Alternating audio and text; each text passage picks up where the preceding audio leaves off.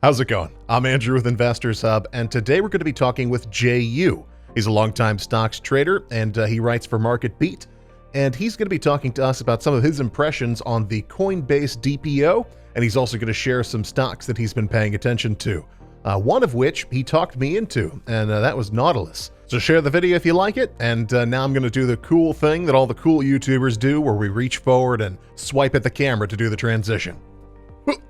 Please note that our videos are not designed to be direct investing advice. We're here to gather the perspective of different investors. Our channel and our content should just be one stop on the journey of trying to find out where to put your money. So Jay, give us your impressions on the news leading up to the Coinbase DPO and the aftermath of it. Let me tell you, Andrew, there's a saying, you can shear a sheep many times, you can only skin them once, right? And these recent spat of IPOs, they get hyped up, they're on CNBC, they're on the networks, the CEOs, and they're pumping them all day. And the moment these things open up, they may pop for about 15 minutes, they just collapse. Look at Bumble, BMBL, all right? They're hyping it up all day, interviewing the CEO, opens up, pops for about 10 minutes, and then does nothing but sell off, straight sells off. Coupang, CPNG, all right? The Amazon of South Korea, same thing. Talked it up all day. SoftBank's in on it, and blah, blah, blah, pops for about the first 5, 10, 15 minutes, and then sells right off mercilessly, absolutely mercilessly sells off. No oscillations, just pure selling, unadulterated greed, selling. So, Coinbase, I pretty much expected the same thing. All right. Now, there is a difference because it was a direct offering, which on the surface seems kind of crappy because the company doesn't get the proceeds. It's all the insiders that are dumping the stock. But there's something a lot more pure about that because the insiders, they're just looking to sell. So yeah, they popped it up to about 429, and then that's when the death drop came in, and they sold, and just kept selling. All right. I think it found a support around 320, resistance around 350, probably going lower. I hate to say it, but the sheep analogy applies with IPOs. And then, if you listen to CNBC, they're sitting there and they're patting, the head of the NASDAQ, he's patting himself on the back, right? And they always compare what the pricing was to how it closed that day. Anyone who bought after it went public, the IPO, it went public, and you had public buyers, they lost money. That thing closed around in the low 420s. Right, it opened around low 320s. It opened at 380, got to about 429, and then just collapsed. So anyone who bought in the aftermarket, the aftermarket after the IPO, lost money. They're red. All right, there's nothing to congratulate yourself or pat yourself on the back. And really, I wish a lot of these networks would actually gauge the IPO based on what the public paid, not what the insiders paid, not what the founder shares are. Same thing with these SPACs. So, me personally, and I will say Coinbase, the fundamentals look great, all right, based on Q1. I mean, you look at the numbers and what they're on track to maybe do $3 billion in profits. It's the runway, but let's also understand that Coinbase, same with Robinhood, their platforms are clunky. Anyone who actually trades, it is very clunky. Yes, they make money. I don't even use Coinbase anymore. I have a Coinbase account because what do they take 1% of the trade plus they tack on like $1 or whatever commission? It's highway robbery. All right, and because there isn't a national best bid, best ask, they screw you on the spread. They charge you a fee, and then they charge you a percentage. Right? It's mind-boggling. So it's highway robbery. That's not going to last too long. And the other thing is this: with Bitcoin, all right, have you ever tried to figure out how many decimal places do they go over when you're like, all right, let me put a limit order in, and then you got to put in, and you're like, wait a minute, how much is that? So that confusion with Bitcoin having 15,000 decimal places, they make money off of that. All right. They had a great Q1. You got a lot of newbies that came in. It's FOMO. All right. Bitcoin, all the cryptos. I'm not sure if you can short on Coinbase, but nonetheless, it's a very sophomoric platform.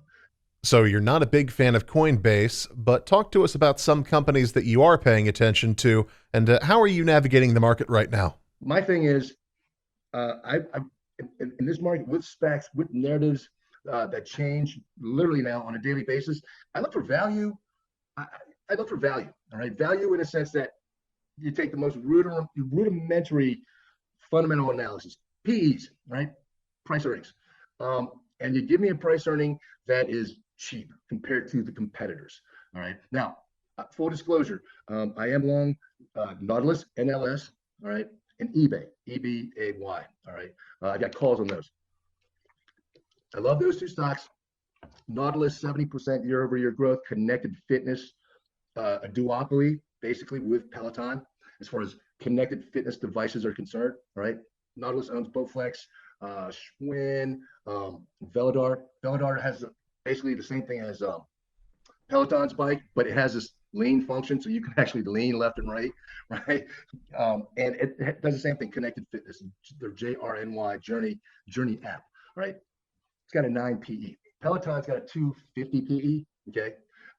So that, to me, that's a no long-term debt, 92 million in backlog. They missed the last quarter because the way they count their revenues is you have to pick up your shipment, and there's a shortage of shipment containers. Even Amazon couldn't pick up their shipments, right? So they took that 15 million and forwarded it over to the next quarter.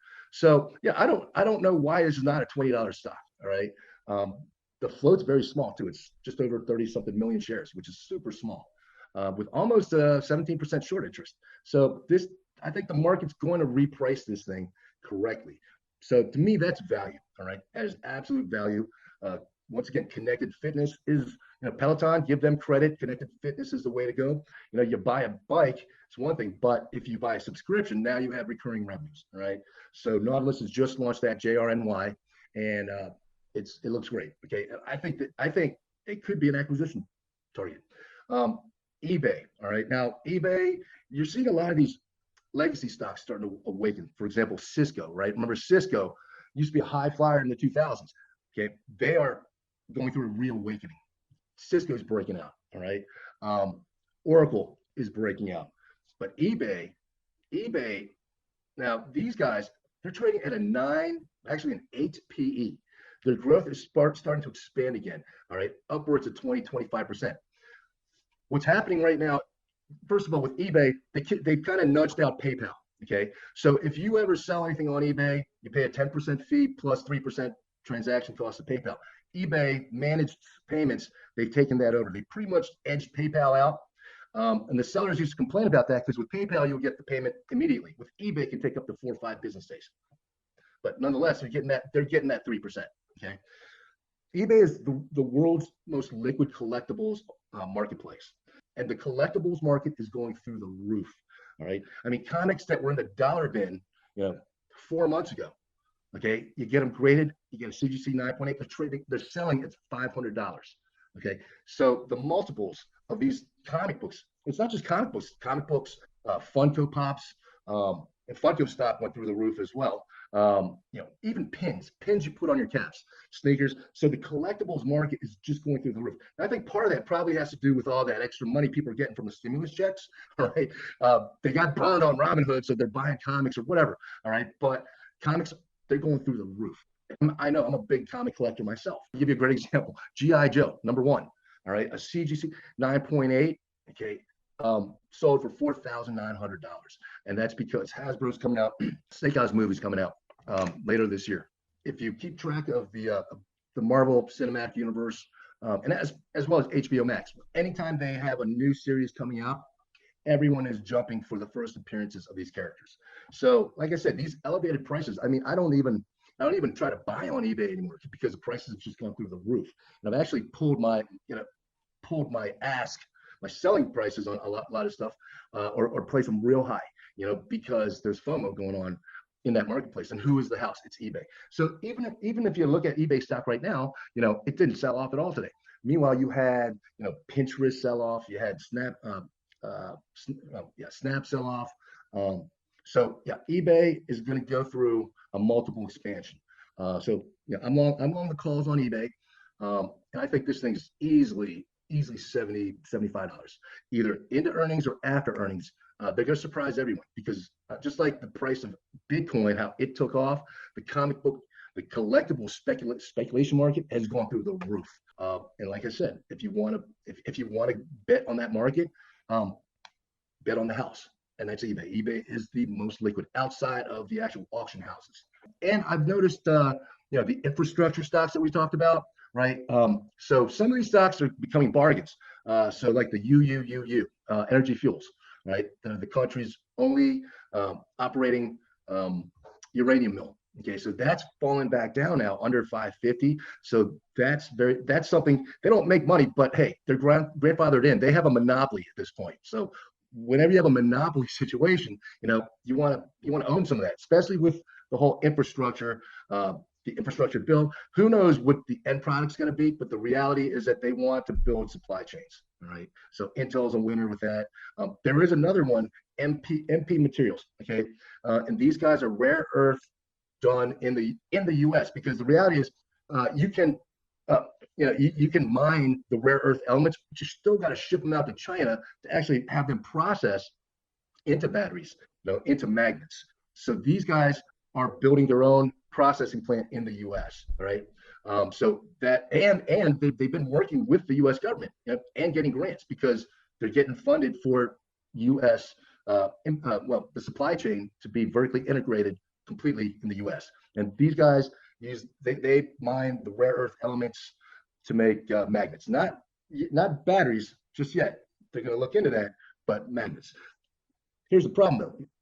It was a SPAC. Okay, so their last earnings report was amazing, popped, and then just dilution, selling, pops, dilution, selling. So I'm still waiting to see where the bottom is on this stuff. DraftKings, just waiting to see. And DraftKings is probably the template. They are probably the best post-SPAC performing stock. But anyone who's been watching DraftKings for the last week or so, there's just this mysterious selling that just comes in and just sells. Even when it just completely sells off. If there is a structure of an actual business, that is actually making money. Yes, making money, and it's cheap. And I'm a very sophomoric researcher when it comes to fundamentals. All right, but you give me a stock or company that's making money, they've got good growth, and I can compare it to its peers, and its multiple is trading at a major discount. That's something I can sleep at night, and hold. And like I said, many times, I'm an intraday trader. Okay, but for me to be able to sleep at night, I got to know that hey, this stock is still undervalued. Like I said, like an eBay with an 8 PE. Are you kidding me? Like a Nautilus with a 9 PE compared to Peloton over 250. Thanks for watching. And if you like the show, be sure to like, comment, and subscribe. And you can follow us on Twitter at iHub_Vision. And I'll see you again soon.